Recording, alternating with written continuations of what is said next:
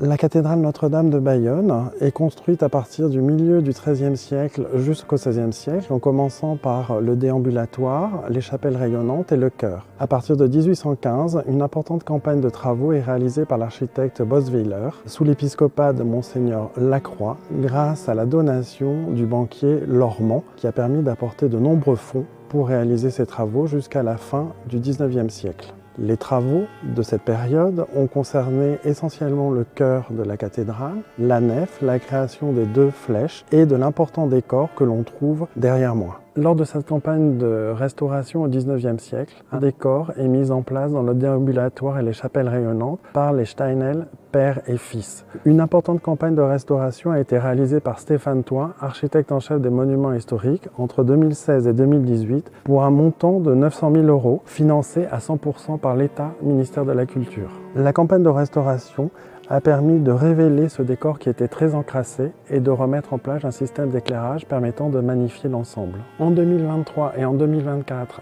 toujours accompagné de l'architecte en chef des monuments historiques, une campagne d'élévation du niveau de sécurité de la cathédrale a été réalisée par les services de l'État, ministère de la Culture. Le prochain chantier d'envergure à la cathédrale de Bayonne, c'est la restauration des 2 bas-côtés et des chapelles nord de la cathédrale, qui sont les chapelles qui se trouvent derrière moi. L'idée, ce serait de redonner à ces chapelles la splendeur de leur décor 19e, qui est le résultat qu'on a aujourd'hui avec la restauration des chapelles du déambulatoire. Ces chapelles ont été construites au XIVe siècle et elles ont ensuite été très reprises au XIXe siècle. Tout d'abord parce qu'il y avait des problèmes de stabilité dans certaines d'entre elles, et ensuite parce qu'à cette époque-là, il y a eu un don du banquier Lormand qui a permis de financer de nouveaux décors pour la totalité de ces chapelles. Ces décors ont été réalisés par Émile Boisvivald, qui a conçu en fait les dessins préparatoires avec le peintre Louis Steinel, et ils ont été réalisés sur la base des cartons et des dessins qui avaient été préparés par des maîtres verriers pour les vitraux. Et ils ont aussi réalisé l'ensemble du mobilier des chapelles, donc les autels entre autres, les tableaux et